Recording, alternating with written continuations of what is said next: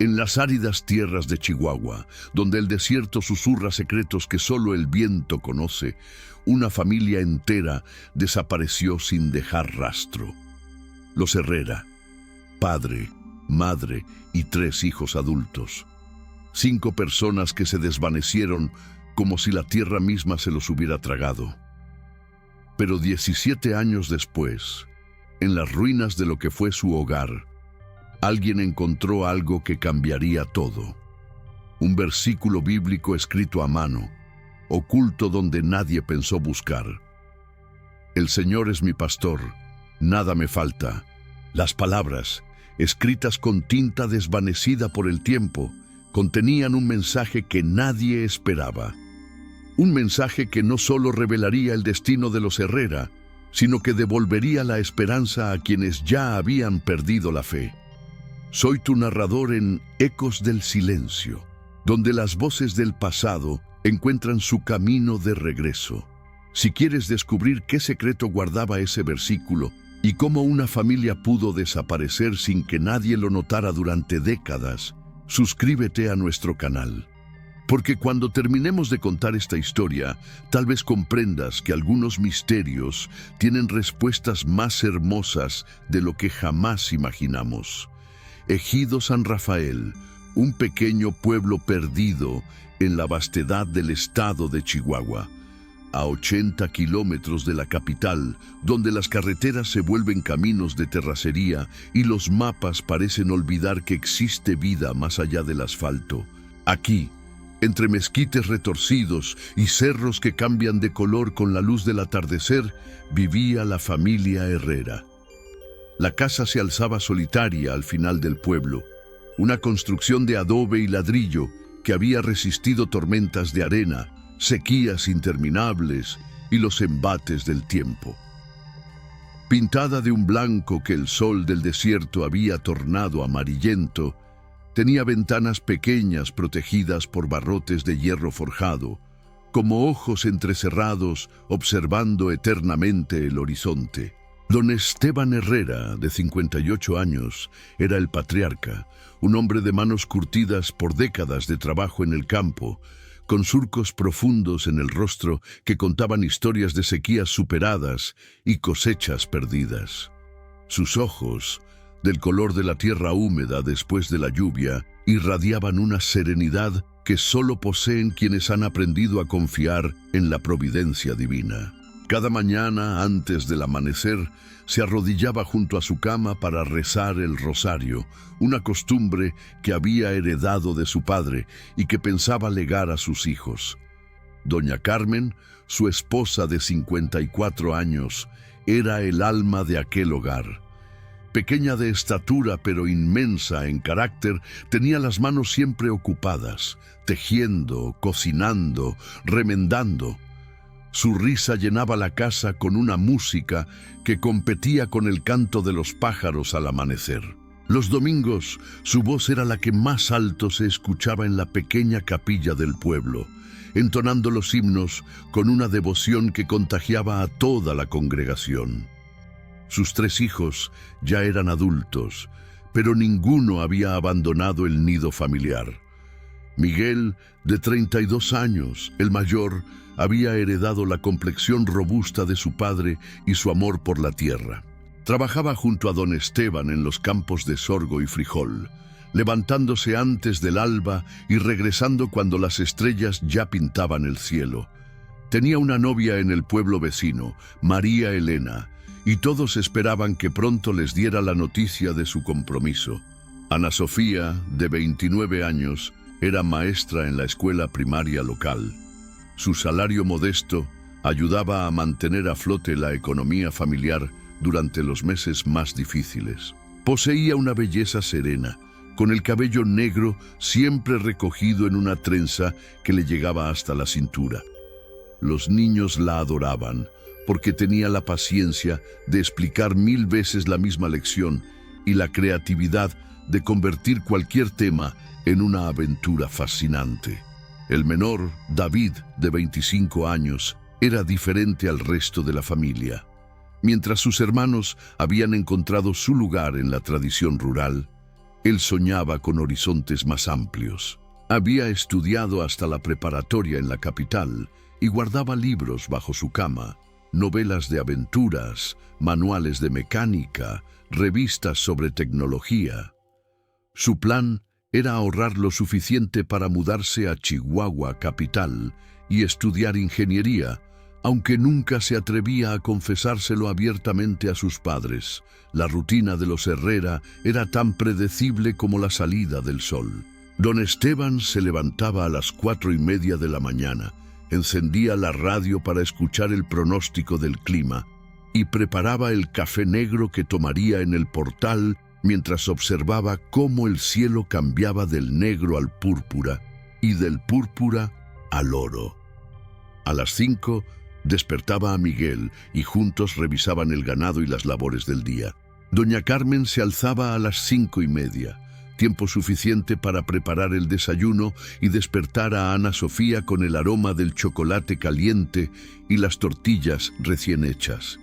Los domingos eran sagrados. Toda la familia caminaba los 800 metros que separaban su casa de la capilla de San Rafael Arcángel, una construcción modesta pero llena de historia.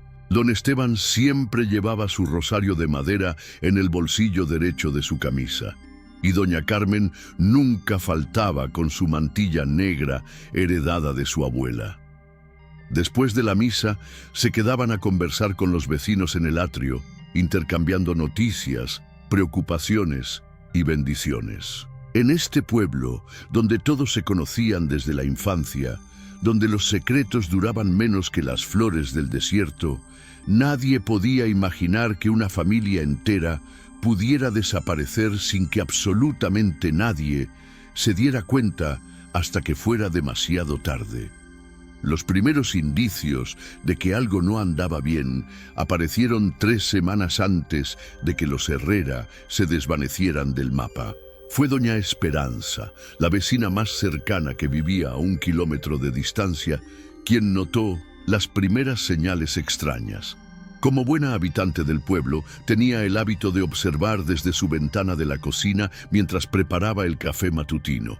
Desde ahí podía ver perfectamente el humo que se alzaba de la chimenea de los Herrera cada mañana, una columna gris que señalaba el despertar de la familia. Pero aquella mañana de martes, el 15 de marzo de 2005, no había humo, ni señales de vida. Doña Esperanza esperó hasta las 8, luego hasta las 9. Tal vez don Esteban se quedó dormido, se dijo a sí misma, aunque en los 20 años que llevaba viviendo ahí, jamás había visto que los Herrera alteraran su rutina matutina. Al día siguiente, el miércoles, tampoco hubo humo. Esta vez, doña Esperanza decidió caminar hasta la casa. Encontró a doña Carmen en el patio trasero, colgando ropa con movimientos mecánicos como si estuviera en trance. Cuando la saludó, Carmen tardó varios segundos en responder, y cuando lo hizo, sus ojos parecían estar viendo algo muy lejano. ¿Todo bien, comadre?, le preguntó doña Esperanza. Sí, solo que Esteban ha estado teniendo sueños raros. Dice que ve luces en el Cerro de la Cruz durante las madrugadas. El Cerro de la Cruz era una elevación rocosa que se alzaba al oeste del pueblo, coronada por una cruz de metal que habían colocado los misioneros décadas atrás. Era un lugar simbólico pero solitario, donde solo subían los más jóvenes en busca de aventura o los más devotos durante la Semana Santa. ¿Qué tipo de luces?, insistió doña Esperanza. Carmen dejó de tender la ropa y la miró con expresión confundida. No lo sé. Dice que son como velas, pero muy brillantes, que se mueven como si alguien las llevara caminando. Esa misma semana, don Fermín, el dueño de la única tienda del pueblo, notó algo peculiar. Los Herrera, que venían religiosamente cada viernes a comprar los víveres de la semana, habían cambiado su patrón de compras. En lugar de los productos habituales, arroz, frijoles, aceite, café, doña Carmen había llegado pidiendo específicamente velas. Muchas velas. 24 velas blancas, don Fermín. de las más gruesas que tenga. ¿Para alguna novena especial, doña Carmen? Ella había vacilado antes de responder. Esteban dice que necesitamos más luz en casa, que la oscuridad está llegando muy temprano. Don Fermín encontró extraña la respuesta. Era marzo, el mes en que los días comenzaban a alargarse, no a acortarse. Pero no hizo más preguntas. En pueblos pequeños, uno aprende que a veces es mejor no indagar demasiado en los asuntos ajenos. 3 días después, el sábado por la tarde, Ana Sofía apareció en la tienda con una solicitud aún más inusual. Quería comprar cuadernos, muchos cuadernos, profesionales de los de pasta dura. 10 cuadernos, por favor. ¿Tantos? ¿Para qué son, maestra? Ana Sofía, que siempre había sido la más comunicativa de la familia, se limitó a decir: «Papá quiere que escribamos algunas cosas importantes que no debemos olvidar».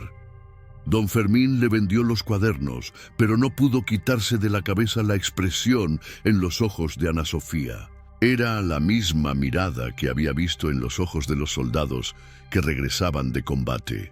Una mezcla de determinación y miedo profundo, como si supieran algo que el resto del mundo ignoraba. El domingo 27 de marzo fue la última vez que alguien vio a la familia Herrera en misa. Padre Joaquín, el sacerdote que atendía la capilla los fines de semana, notó inmediatamente que algo había cambiado. Los Herrera, que siempre se sentaban en la tercera banca del lado derecho, habían elegido esta vez la última fila. Y durante toda la ceremonia, don Esteban no dejó de mirar hacia atrás, hacia la puerta principal, como esperando que alguien entrara. Después de la misa, en lugar de quedarse a socializar como era su costumbre, la familia se dirigió rápidamente hacia la salida. Pero antes de irse, don Esteban se acercó al padre Joaquín y le entregó un sobre sellado. «Padre, ¿podría guardar esto por nosotros? Es importante». «Por supuesto, hijo. ¿Todo está bien?» Don Esteban miró a su familia, que lo esperaba junto a la puerta. «Padre, si algún día no nos ve por aquí, quiero que sepa que todo lo que hicimos fue por amor. Todo». Padre Joaquín guardó el sobre en el cajón de la sacristía, pensando que era algún documento familiar importante.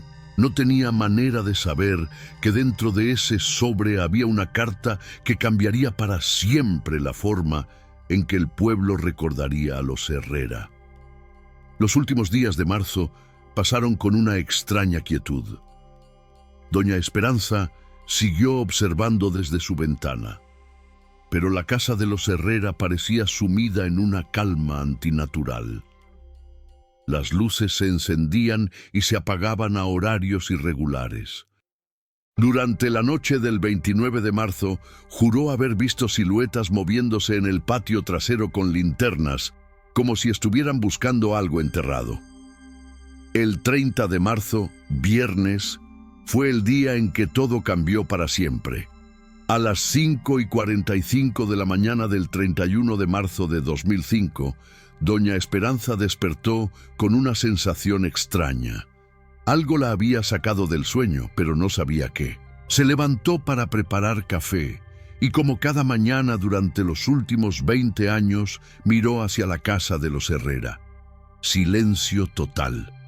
No había humo en la chimenea, no había luces encendidas, no había señales de la rutina matutina que conocía de memoria. Pero esta vez fue diferente. Esta vez sintió un vacío que le heló la sangre. A las 7 de la mañana, cuando seguía sin ver actividad, decidió caminar hasta allá. El sendero que conectaba ambas casas estaba cubierto por una fina capa de arena que el viento había depositado durante la noche. Sobre esa arena, las únicas huellas visibles eran las suyas propias. Llegó a la casa y tocó la puerta. Nadie respondió. Gritó sus nombres. El eco de su voz se perdió en la vastedad del desierto. Probó abrir la puerta principal y descubrió que estaba sin llave, algo completamente inusual en los Herrera, que siempre cerraban con 2 vueltas antes de dormir. La casa estaba en perfecto orden, demasiado perfecto. Los platos del desayuno estaban limpios y guardados en su lugar. Las camas estaban tendidas con precisión militar. La ropa colgaba perfectamente doblada en los roperos. No había señales de lucha, de prisa o de pánico. Era como si la familia hubiera decidido desaparecer de la manera más ordenada posible. En la cocina, sobre la mesa, había 5 tazas de café dispuestas en círculo, con el café aún tibio, como si hubieran estado desayunando juntos y de repente hubieran decidido levantarse y marcharse. Pero las tazas estaban llenas hasta el borde. Nadie había bebido ni un sorbo. Doña Esperanza corrió hacia el pueblo para avisar al presidente municipal, don Roberto Castillo. Él, a su vez, contactó a la policía estatal. Los primeros agentes llegaron al mediodía, 3 horas después de que se reportara la desaparición. El sargento Martínez, un hombre de 40 años con experiencia en casos rurales, inició el protocolo de investigación. Revisó habitación por habitación, buscando pistas que explicaran la ausencia de 5 personas adultas. Lo que encontró lo desconcertó profundamente. En el cuarto de don Esteban y doña Carmen, sobre la cómoda, había un rosario de madera perfectamente extendido, con cada cuenta en su lugar, como si alguien lo hubiera colocado ceremoniosamente. En el cuarto de Ana Sofía, todos los libros estaban alineados por tamaño y color, una organización obsesiva que no correspondía con su personalidad habitualmente relajada. En el cuarto de Miguel, la cama estaba tendida, pero sobre la almohada había un crucifijo de plata que normalmente colgaba de la pared. En el cuarto de David, el más desordenado de todos, todo estaba increíblemente limpio y organizado, como si hubiera pasado horas preparando el espacio para una inspección. Pero lo más extraño estaba en la sala principal. Los 5 sillones habían sido movidos para formar un círculo perfecto alrededor de la mesa de centro. Y sobre esa mesa había una Biblia abierta en el Salmo 23. El Señor es mi pastor, nada me falta. El sargento Martínez había visto muchas escenas extrañas en sus años de servicio, pero nunca algo tan meticulosamente preparado y a la vez tan vacío de explicaciones lógicas. Decidió expandir la búsqueda al exterior. En el patio trasero, encontró algo que lo llenó de perplejidad: un círculo perfecto de tierra recién removida, de aproximadamente 3 metros de diámetro. La tierra estaba suelta, como si hubiera sido excavada y luego rellenada, pero cuando ordenó cavar no encontraron nada enterrado, solo tierra. Tierra que parecía haber sido bendecida, porque al tocarla varios de los agentes juraron sentir una extraña sensación de paz. Las horas pasaron y las preguntas se multiplicaron. ¿Cómo había desaparecido una familia entera sin que nadie los viera partir? El pueblo era pequeño, con apenas una carretera de entrada y salida. Don Ramiro, que se levantaba cada madrugada para ordeñar sus vacas, juraba no haber visto pasar ningún vehículo durante la noche. Doña Esperanza confirmaba que no había escuchado motores, pasos o voces. Era como si los 5 miembros de la familia Herrera se hubieran desvanecido en el aire, dejando atrás solo preguntas sin respuesta y una casa que parecía más un santuario que el hogar de una familia desaparecida. La investigación oficial comenzó con el capitán Eduardo Salinas, un veterano de la policía estatal con 22 años de experiencia en casos complejos. Había resuelto homicidios, secuestros y desapariciones a lo largo de todo Chihuahua, pero nunca se había enfrentado a algo tan desconcertante como el caso Herrera. Su primer instinto fue aplicar el protocolo estándar, revisar las finanzas familiares, investigar posibles enemigos, explorar vínculos con el crimen organizado. Sin embargo, cada línea de investigación llegaba a un callejón sin salida. Los registros bancarios de don Esteban mostraban una vida económica modesta, pero estable. No había deudas significativas, préstamos impagos o movimientos irregulares de dinero. El último retiro había sido de 1.500 pesos, 3 días antes del desaparecimiento, una cantidad normal para los gastos semanales de la familia. Las entrevistas con los vecinos revelaron que los Herrera eran una familia respetada y querida. Nadie conocía enemigos, conflictos o amenazas. Don Fermín confirmó que nunca había escuchado rumores sobre problemas familiares o disputas de terrenos. Padre Joaquín testificó sobre la devoción religiosa de la familia y su participación activa en la comunidad. Pero había detalles que no encajaban en el perfil de una desaparición voluntaria. ¿Por qué habrían dejado todas sus pertenencias? Los documentos de identidad, certificados de nacimiento, títulos de propiedad, todo permanecía intacto en una caja de metal bajo la cama de don Esteban. Sus ahorros, guardados en billetes dentro de un frasco en la cocina, no habían sido tocados. La primera hipótesis del capitán Salinas fue el secuestro colectivo. Pero ¿qué grupo criminal se tomaría la molestia de llevarse a 5 personas sin dejar rastro de violencia o demanda de rescate? Además, los carteles de la región se concentraban en rutas de narcotráfico y raramente se involucraban con familias rurales sin conexiones con su negocio. Después de 2 semanas sin avances, el caso atrajo la atención de la prensa regional. «Familia desaparece sin rastro en Chihuahua», titularon los periódicos locales.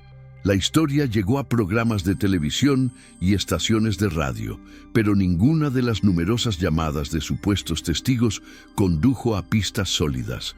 Fue entonces cuando aparecieron las primeras teorías conspirativas. Algunos vecinos comenzaron a recordar las luces misteriosas que don Esteban había mencionado.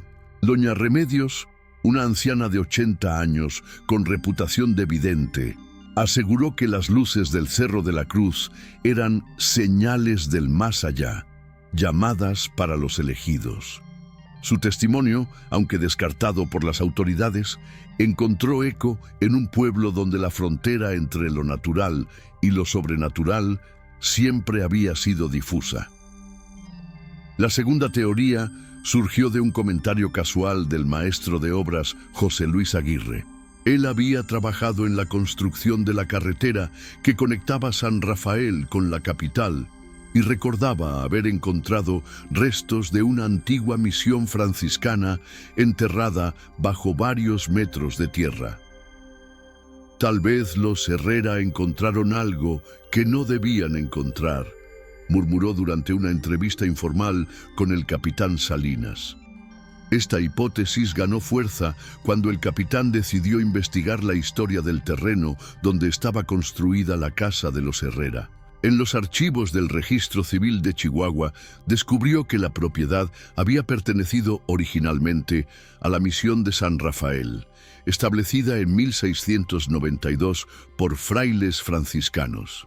La misión había sido abandonada en 1821, durante la Guerra de Independencia, después de que varios misioneros fueran encontrados muertos en circunstancias misteriosas. Los registros coloniales, amarillentos por el tiempo y escritos en latín arcaico, mencionaban apariciones luminosas y voces celestiales que habían perturbado a los frailes en sus últimos meses.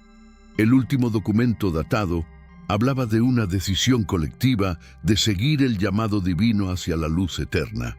¿Era posible que los Herrera hubieran descubierto algo relacionado con la antigua misión? ¿Habían encontrado artefactos religiosos, documentos históricos o algo más que los había motivado a tomar una decisión radical? El capitán Salinas ordenó excavaciones en el patio trasero de la casa, donde se había encontrado el círculo de tierra removida. Trabajaron durante 3 días con equipo especializado, pero no encontraron nada, ni restos humanos, ni objetos enterrados, ni estructuras coloniales. Solo tierra que, según los análisis de laboratorio, había sido removida recientemente, pero no contenía nada anormal. La investigación se estancó durante meses.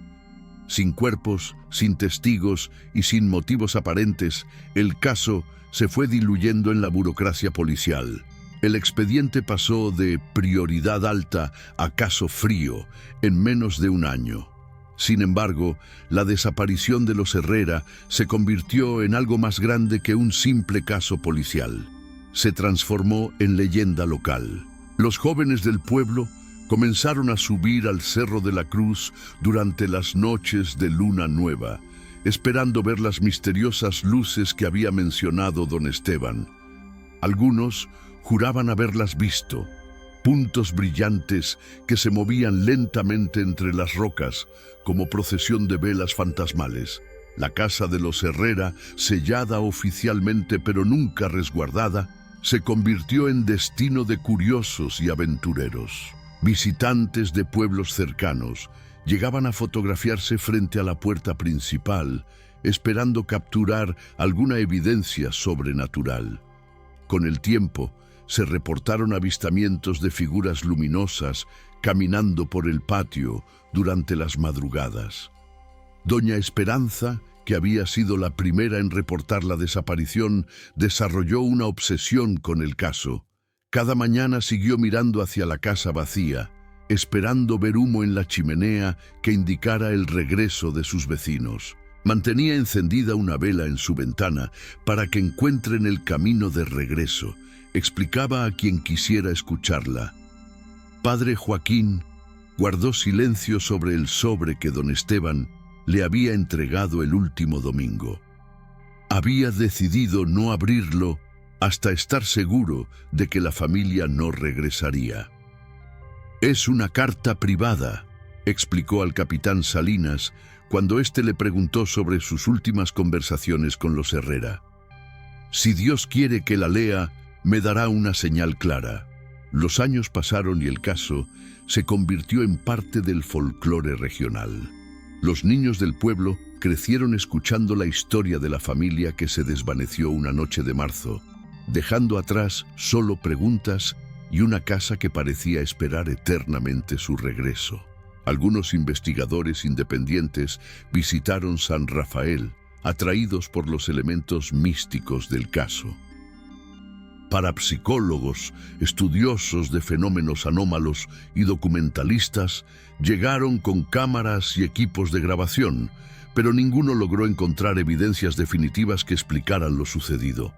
La única certeza era que 5 personas habían desaparecido sin rastro, dejando atrás una comunidad transformada para siempre por el misterio de su ausencia. En marzo de 2022, exactamente 17 años después de la desaparición, algo extraordinario sucedió en San Rafael.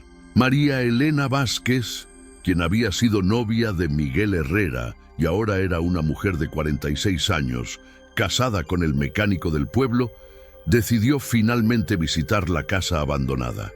Durante todos esos años había evitado acercarse, pero el aniversario de la desaparición la llenó de una nostalgia irresistible. La casa estaba en ruinas. Las ventanas sin cristales parecían ojos vacíos. Las paredes de adobe mostraban grietas profundas por las que se colaba el viento del desierto, y la vegetación había reclamado gran parte del patio. Era difícil imaginar que una vez había sido el hogar de una familia próspera y feliz. María Elena caminó lentamente por las habitaciones destruidas, recordando las tardes que había pasado ahí ayudando a doña Carmen con las labores domésticas, soñando con el día en que se casaría con Miguel y formaría parte oficialmente de la familia. Fue en el cuarto que había pertenecido a Ana Sofía, donde María Elena hizo el descubrimiento que cambiaría todo. Mientras exploraba entre los escombros que habían caído del techo, su pie tropezó con algo sólido, enterrado bajo una pila de adobes desmoronados. Con cuidado, apartó los fragmentos de barro y madera podrida hasta revelar una caja de metal oxidada del tamaño de una caja de zapatos. Estaba sellada con cera derretida y envuelta en un plástico grueso que la había protegido de la humedad durante casi 2 décadas. Dentro de la caja había 3 objetos: Un cuaderno de pasta dura con páginas amarillentas por el tiempo, una fotografía familiar tomada el día de Navidad de 2004 y una cadena de plata con una medalla de San Rafael Arcángel, que María Elena reconoció inmediatamente. Era la medalla que don Esteban había heredado de su padre y que nunca se quitaba del cuello. Pero lo más importante estaba en el cuaderno. Página tras página de texto escrito con la letra cuidadosa de Ana Sofía, fechado durante las últimas semanas antes del desaparecimiento. María Elena llevó la caja al padre Joaquín, quien ahora tenía 78 años y seguía atendiendo la capilla con la misma devoción de siempre. Juntos abrieron el cuaderno y comenzaron a leer las últimas palabras que Ana Sofía había dejado para el mundo. 15 de marzo de 2005. Papá dice que los sueños se están volviendo más claros. Cada noche ve las mismas luces en el cerro y cada noche escucha la misma voz que le habla en un idioma que no entiende, pero que su corazón comprende perfectamente. Dice que es una llamada, una invitación a algo más grande de lo que podemos imaginar. 18 de marzo. Mamá también está teniendo los sueños ahora. Dice que ve a una mujer vestida de blanco que le extiende la mano y le muestra un lugar lleno de luz donde no existe el dolor ni el miedo. Miguel y David dicen que están listos para lo que venga. Yo tengo miedo, pero también siento una paz que nunca había experimentado. 25 de marzo. Hoy fuimos todos juntos al Cerro de la Cruz. Las luces aparecieron justo después del atardecer, moviéndose en círculos perfectos alrededor de la cruz de metal. No eran fuegos fatuos ni linternas. Eran algo divino. Papá se arrodilló y comenzó a rezar el rosario. Todos sentimos la presencia. Todos entendimos que era tiempo de partir. 29 de marzo. Esta será mi última entrada. Mañana partiremos hacia donde nos llama la luz. No es muerte, lo sabemos. Es transformación. Es el cumplimiento de algo que comenzó hace siglos en este mismo lugar, cuando los frailes franciscanos recibieron la misma llamada que ahora recibimos nosotros. Quien encuentre este cuaderno, que sepa que partimos por voluntad propia, guiados por una fe que trasciende la comprensión humana. No nos busquen en la tierra, porque caminamos ya por senderos de luz. El Señor es nuestro pastor, y Él nos ha llevado a pastos eternos donde nada nos falta. Dejamos escrito en la última página el versículo que nos dio paz en estos días finales. Que quien lo lea encuentre la misma esperanza que iluminó nuestros corazones. Padre Joaquín y María Elena voltearon hasta la última página del cuaderno. Ahí, con una caligrafía más cuidadosa que el resto del texto, Ana Sofía había escrito: Yea, though I walk through the valley of the shadow of death, I will fear no evil, for thou art with me, thy rod and thy staff, they comfort me. Salmo 23:4.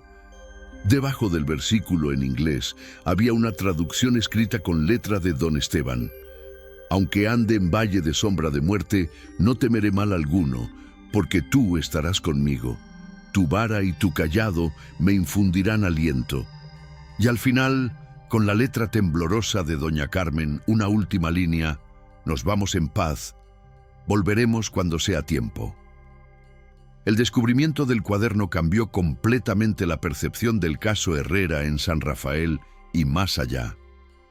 Lo que durante 17 años había sido tratado como una desaparición misteriosa, posible crimen o fenómeno inexplicable, se reveló como algo completamente diferente. Un acto de fe radical de una familia que creía haber recibido un llamado divino. El padre Joaquín, después de leer el cuaderno completo, decidió finalmente abrir el sobre que don Esteban le había entregado en su última visita a la capilla. Dentro encontró una carta breve pero conmovedora. Padre, si está leyendo esto, es porque ya partimos hacia donde Dios nos llama. No juzgue nuestra decisión con los ojos del mundo, sino con los ojos de la fe. Hemos visto lo que pocos ven y hemos sentido lo que pocos sienten. Nuestra partida no es un final, sino un comienzo. Cuide de nuestro pueblo y mantenga viva la esperanza. Un día, cuando llegue su tiempo, entenderá lo que nosotros entendimos. Las autoridades reabrieron oficialmente el caso, pero ahora con una perspectiva completamente diferente. El capitán Salinas, ya retirado, fue entrevistado por varios medios de comunicación. Sus declaraciones fueron cautelosas pero reveladoras. Durante todos estos años, pensamos que habían sido víctimas de un crimen o que habían huido por algún problema grave. Nunca consideramos que pudieran haber trascendido. No sé si lo que experimentaron fue real en términos físicos, pero fue absolutamente real para ellos, y eso cambia todo. El descubrimiento generó un renovado interés en la historia de la antigua misión de San Rafael. Historiadores y arqueólogos llegaron al pueblo para investigar las conexiones entre la desaparición de los Herrera y los eventos misteriosos que habían ocurrido en el mismo lugar 3 siglos antes. Los registros coloniales cobraron nueva relevancia. La descripción de los frailes sobre voces celestiales y luces divinas parecía casi idéntica a lo que la familia Herrera había experimentado. Era posible que ciertos lugares tuvieran una energía espiritual especial que se manifestara a través de los siglos. María Elena donó el cuaderno y la medalla de San Rafael al pequeño museo del pueblo, donde se convirtieron en las piezas más visitadas. Turistas de todo México llegaban a San Rafael, no ya buscando evidencias de crimen o misterio, sino movidos por una curiosidad espiritual más profunda. La casa de los Herrera fue finalmente demolida en 2023, pero en su lugar, la comunidad construyó una pequeña capilla dedicada a San Rafael Arcángel. En una placa de mármol junto a la entrada, grabaron las últimas palabras de Ana Sofía. El Señor es nuestro pastor, y Él nos ha llevado a pastos eternos donde nada nos falta. Doña Esperanza, que tenía 91 años cuando se encontró el cuaderno, finalmente apagó la vela que había mantenido encendida durante 17 años. Ya no necesitan luz para encontrar el camino de regreso, dijo con una sonrisa serena. Ellos encontraron una luz más grande. ¿Qué pasó realmente con la familia Herrera en aquella madrugada de marzo de 2005? ¿Fue un acto de fe que los llevó a una dimensión espiritual superior? ¿O fue una tragedia familiar que nunca lograremos comprender completamente? La verdad es que quizás nunca lo sepamos con certeza, pero lo que sí sabemos es que 5 personas encontraron en su fe la fortaleza para tomar la decisión más radical que se puede imaginar. Creyeron tan profundamente en su llamado divino que estuvieron dispuestos a abandonar todo lo que conocían para seguir una luz que solo ellos podían ver. En un mundo lleno de dudas y desesperanza, tal vez la historia de los Herrera no es una tragedia, sino un testimonio de que la fe puede mover más que montañas. Puede mover almas completas hacia destinos que trascienden nuestra comprensión terrenal. El versículo que dejaron grabado en nuestros corazones sigue resonando. Aunque ande en valle de sombra de muerte, no temeré mal alguno, porque tú estarás conmigo. ¿Crees que los Herrera encontraron la paz eterna que buscaban? ¿O piensas que hay una explicación más terrenal para su desaparición? La respuesta, como tantas veces en Ecos del Silencio, queda en tu corazón y en tu fe. Si esta historia te ha conmovido tanto como a nosotros, compártela con quienes crees que necesitan escuchar que la esperanza nunca muere completamente. Dale like a este video y suscríbete a Ecos del Silencio, porque mientras existan misterios por resolver y voces del pasado por escuchar, seguiremos aquí desenterrando las verdades que el tiempo intenta sepultar. Recuerda, No todos los finales son realmente finales. A veces son solo el comienzo de algo más grande de lo que podemos imaginar.